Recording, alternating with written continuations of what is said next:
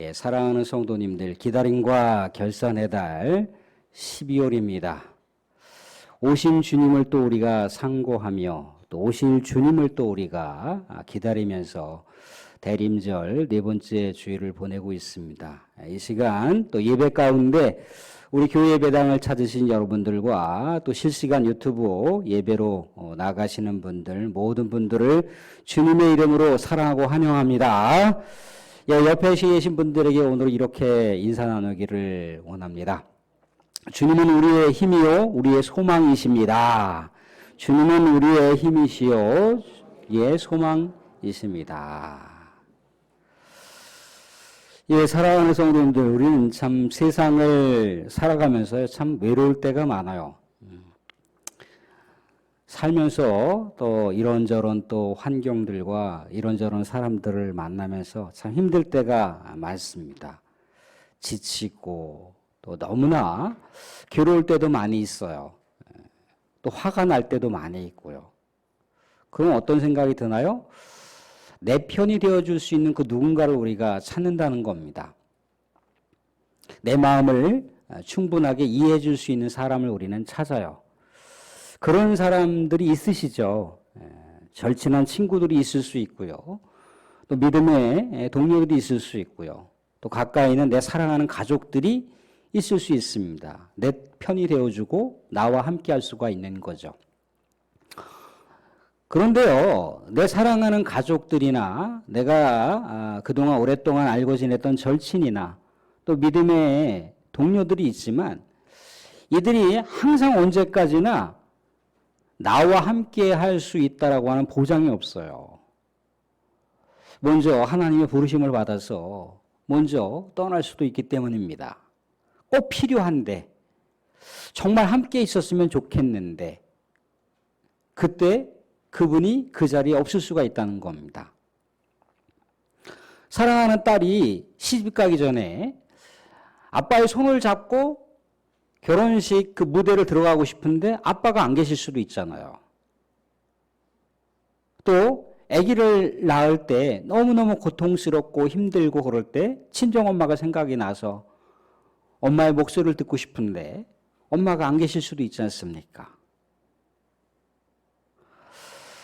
우리는 또 이 세상에 살아가다 보면요.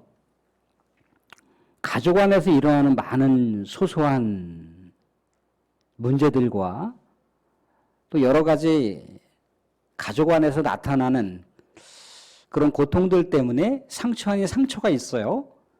그런데 가족끼리를 할지라도 상처난 부분이 서로 부대끼면 어떤 소리가 나요? 신음소리가 나요. 그래서 부부간에도 생각이 달라서 부대끼고 부부싸움을 하게 되기도 합니다. 또는 부모와 자식 간에도요.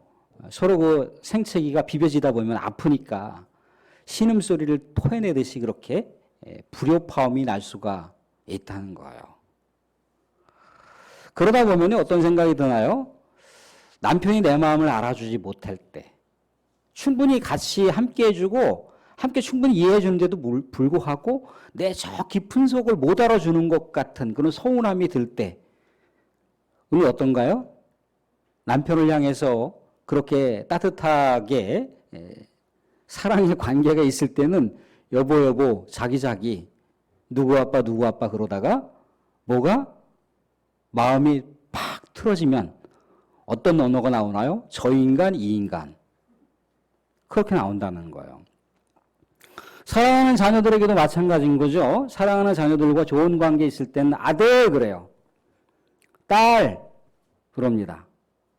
그런데 자녀가 내 마음을 전혀 알아주지 못하는 것 같아요. 그럴 때 우리 입에서 뭐가 나오나요? 저런 것들, 저것들을 내가 키우려고 지살공리나 하지 내 마음을 전혀 몰라주고 있건 그러면서 우리는 외로움을 토로한다는 거예요. 굉장히 우울할 때가 또 있어요. 충분한 시간 같이 함께 해온 가족들 안에서도 때로는요, 외로움을 느껴요. 많은 친구들이 있고 또 다양한 가족들이 있는데도 불구하고 나만 앓고 있는 가슴앓이들이 있을 수 있다는 거예요. 남편도 마찬가지인 거죠. 남편이 어떻게 뭐 구체적으로 하나하나 다 이렇게 그 아픈 마음을 다 아내한테 이야기하는 남편이 있을 수도 있지만 대개 남편들은 또 그냥 아픔을 간직하잖아요. 그죠? 근데 그런 이야기들을 이야기 안 해준다고 또 막 할 때 남편도 답답한 거죠. 그렇다고 이렇게 한 대 때릴 수도 없는 거고. 믿음의 사람이기 때문에 또 더 답답한 거예요. 근데 우리는 어떻게 해야 되나 이럴 때? 내 편이 없는 것 같고 내 마음을 알아주는 누군가가 없는 것 같고 모든 환경으로부터 내가 구속당하는 것 같아요. 내가 왜 이렇게 살아야 되지? 왜 내가 이 평생을 이렇게 살아왔는데 왜 나의 인생은 하나도 없는 것 같지? 내가 왜 나 자신을 위해서 기뻐하고 행복한 일들이 별로 없었던 것만 같은, 자꾸만 헌신한 것 같고 희생만 한 것만 같은 마치 보상심리가 막 드러나게 됐을 때 그때 이 우울함과 이 외로움은 어떻게 하실 겁니까?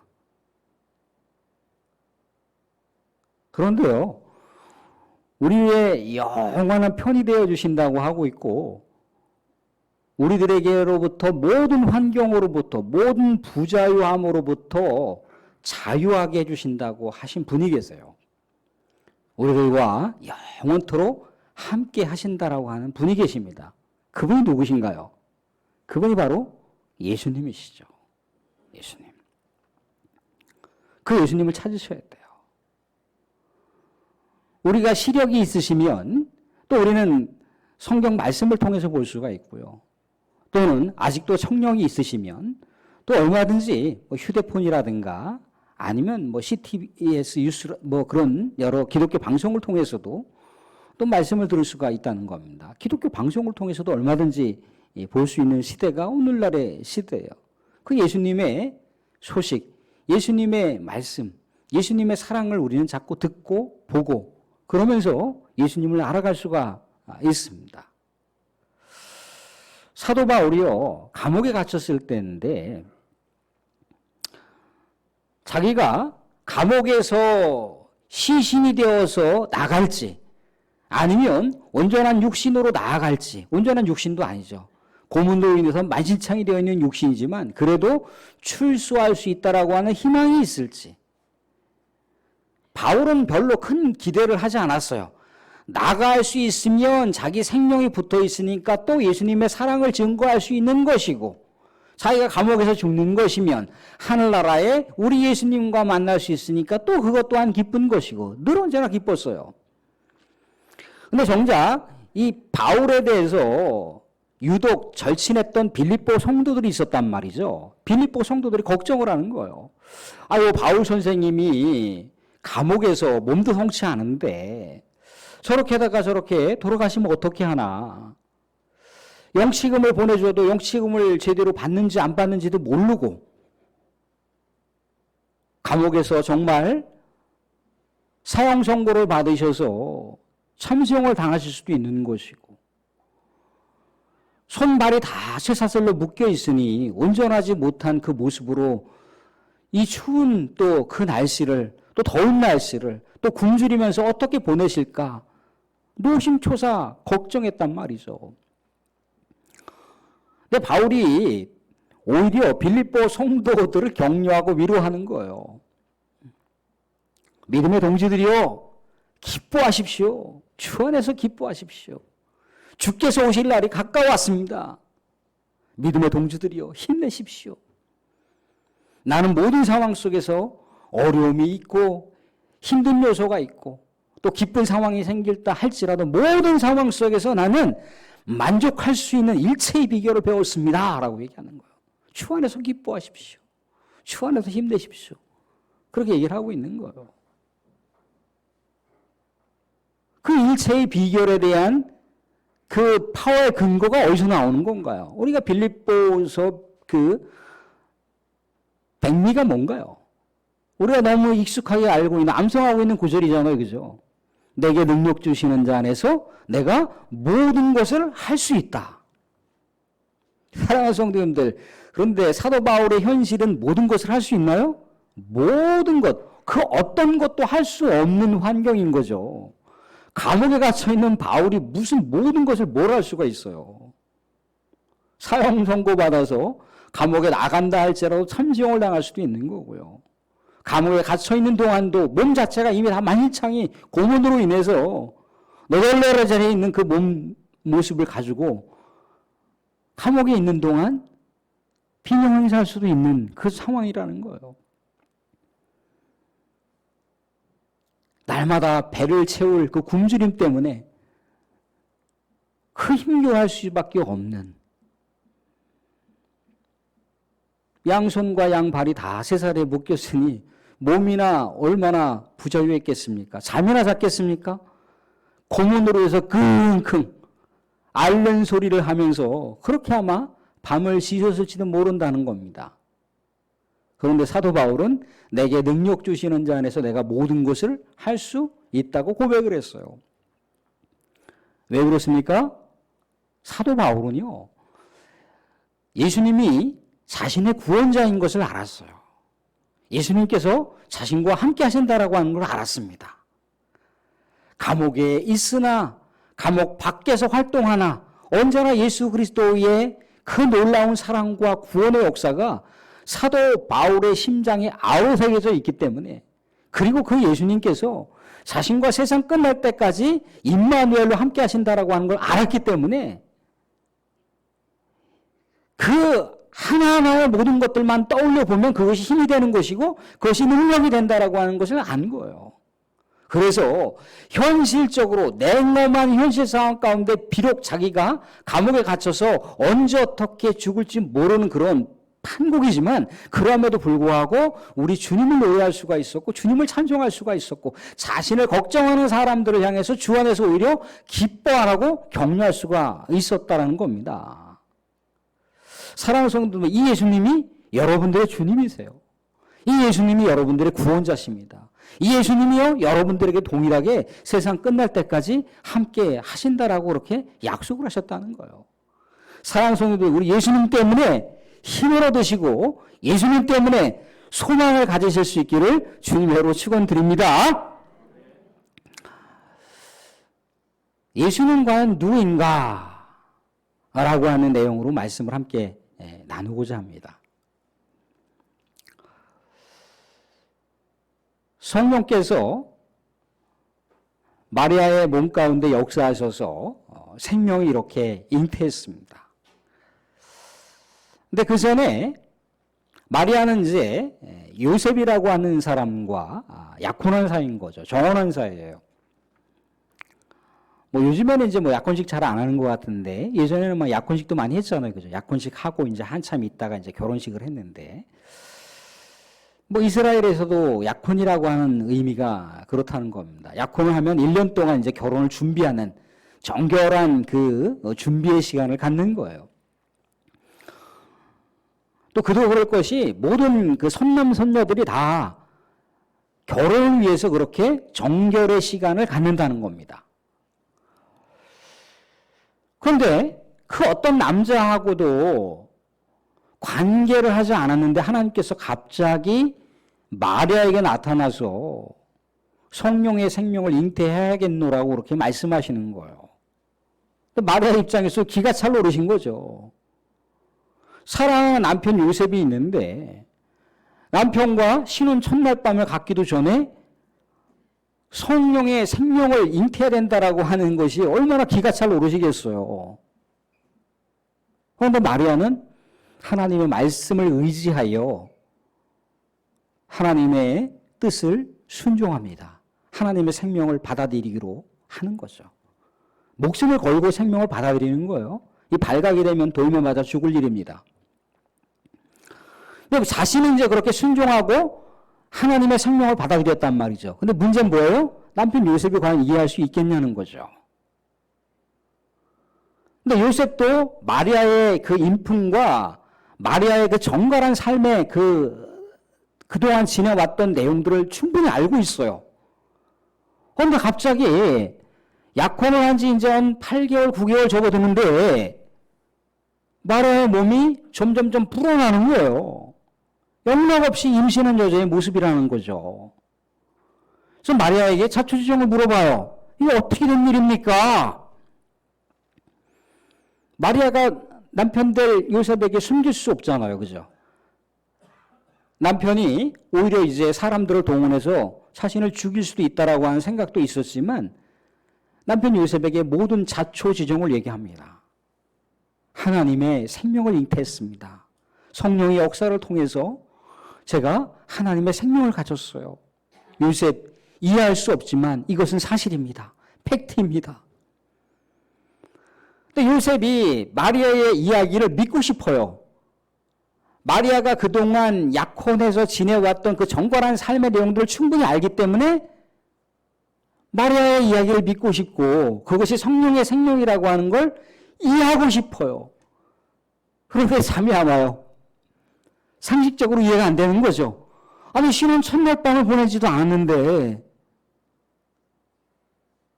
그 약혼한 기간에는요. 그 어떤 관계를 할 수가 없어요. 근데 이것을 믿으라고 하니까 믿어보려고 하는데 잠이 안 오더라는 거죠. 그래서 생각해낸 게 어떤 겁니까? 야, 도저히 마리아하고는 결혼할 수는 없을 것 같고 동네방네 다 떠벌리자니 마리아가 분명히 누군가로부터 해코지를 당할 것 같고 심지어 양가 집안으로부터 매몰차게 무엇인가 이렇게 보복을 당할 것 같은 그런 생각 때문에 조용히 정리하려고 그랬어요. 조용히 파혼하려고 그랬어요. 밤새도록 끙끙 앓고 있는데 주의 천사가 딱 나타나서 뭐라고 얘기합니까? 요셉아 요셉아 그러면서 마리아와 결혼하는 것을 두려워하지 말라. 마리아를 데려오라는 거예요. 그를 데려와서 결혼하는 것을 두려워하지 말라 그러면서 얘기해 줍니다. 마리아의 몸에서 자라나는 생명은 성령의 역사로 말미암아 임신한 생명이다라고 얘기를 해주고 있습니다. 그리고 그 아이의 이름을 예수로 하라는 거예요. 그 예수는 자기 백성의 죄로부터 그 백성을 구원할 구원자라는 거예요. 그저 이유 없이 그냥 갑자기 마리아의 몸에서 성령의 생명이 잉태한 것이 아니라 오늘 22절, 23절을 통해서 이야기를 해주고 있습니다. 22절, 23절 말씀을 한번 같이 보시겠습니다. 22절, 23절을 같이 한번 보겠습니다. 같이 한번 읽겠습니다. 같이 시작. 이 모든 일이 된 것은 주께서 선지자로 하신 말씀을 이루려 하심이니 이르시되 보라 처녀가 잉태하여 아들을 낳을 것이요 그의 이름을 임마누엘이라 하리라 하셨으니 이를 번역한즉 하나님이 우리와 함께 계시다 함이라. 보라 처녀가 잉태하여 아들을 낳을 것이니 그 아들의 이름이 뭐라는 겁니까? 임마누엘이라는 거예요. 임마누엘. 하나님이 우리와 함께 하신다는 거예요. 벌써 이 예수님이 이 땅 가운데 탄생하기 700년 전에 이사야 선지자가 예언을 했던 내용이 이 마리아의 몸을 통해서 성취됐던 것임을 알려주는 그런 놀라운 기적의 사건인 겁니다. 사실 이 이사야의 말씀은요. 임마누엘 하나님이 우리와 함께 하신다라고 하는 이 희망의 메시지, 이 소망의 메시지는요.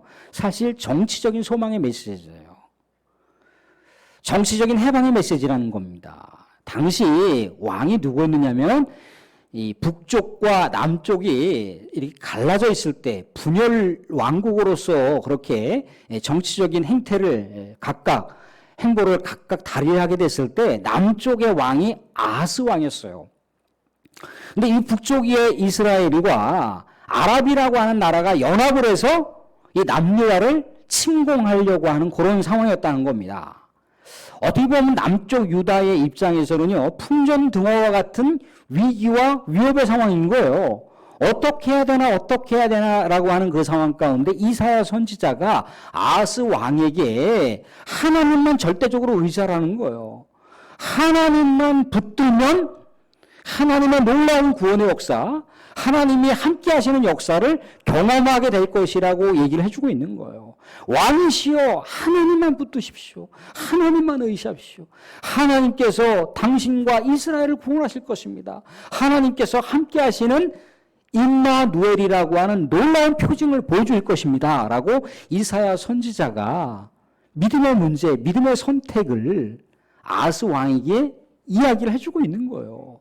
그런데 아스 왕이 이사야 선지자가 얘기하는 하나님의 구원의 메시지, 하나님의 이 희망의 메시지를 믿고 의지하여 하나님만 바라보았으면 참 좋았을 것을 하나님을 바라보지 못하고 누구를 바라봤어요?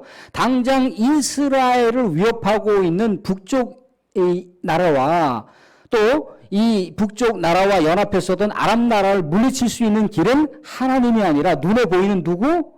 아수르 왕이라고 하는 걸 생각했던 거예요. 아수르라고 하는 제국이라면 이 남유다를 지켜줄 수 있을 것이다라고 하면서 아수르를 의지했다는 거예요. 하나님을 의지하지 않고. 그래서 하나님의 놀라운 구원의 역사, 임마누엘의 역사를 체험하지 못합니다. 결국 이사야 선지자가 얘기하는 이 임마누엘, 하나님이 우리와 함께 하신다라고 하는 것, 하나님께서 구원 역사를 이루신다라고 하는 것은 결국 믿음의 문제였다는 거예요. 그런데 그 믿음의 문제가 시대를 걸러 가장 적합한 한 가정을 우리 하나님께서 선별하여 택하셨다는 거예요. 가장 그 믿음의 상황을 정결하게 준비하고 있었던 사람 누구였습니까? 마리아를 통해서, 요셉을 통해서 우리 하나님께서는 하나님의 임마누엘의 역사를 정치적인 차원을 훨씬 뛰어넘어서 모든 인류의 죄로부터 참된 자유와 영원한 구원의 역사를 만들어 가실 메시아를 이 요셉의 가정 가운데 하나님께서는 계획을 하시고 섭리하셨다는 거예요. 그래서 성령의 역사 가운데 메시아를 보내셨으니 그 메시아가 누구라는 겁니까? 예수라는 거예요. 마리아에서 몸에 난 구원자 임마누엘이라는 거예요. 임마누엘이라고 하는 것. 근데 요셉은요, 이 주의 천사의 이야기를 듣고 나서 그동안 걱정을 하고 근심을 하고 두려웠잖아요. 그죠?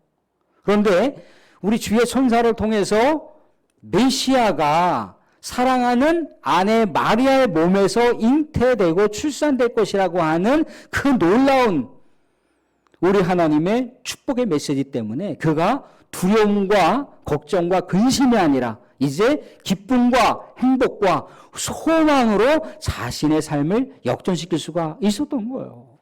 왜? 700년 전에 이사야 선지자가 예고했었던 이 선지자의 메시지를 요셉도 간절히 그렇게 기다리고 간절히 그렇게 목마르면서 우리 메시아를 기다렸다는 거예요. 예수님께서 나다나엘을 만날 때 뭐라고 얘기했던가요? 너는 참 이스라엘 사람이라고 얘기했다는 거예요. 왜? 무화과 나무 아래에 있을 때 너가 어떠한 모습으로 있었던 것을 내가 아노라 그러면서 너는 진정한 이스라엘이다 라고 얘기합니다. 그럼 뭐예요? 무화과 나무 아래에 있다라고 하는 것은요, 상징적인 개념이지만 무화과 나무 아래에서 하나님의 말씀을 묵상했다라고 하는 그런 상황을 이야기해주고 있는 거예요. 그러니까 나다나엘이라고 하는 사람이 얼마나 우리 하나님의 나라를 목말라 하고 메시아를 얼마나 갈망했는지를 알려주는 대목이 그 대목인 거예요. 그 순간 나다나엘이 뭐라고 고백을 합니까?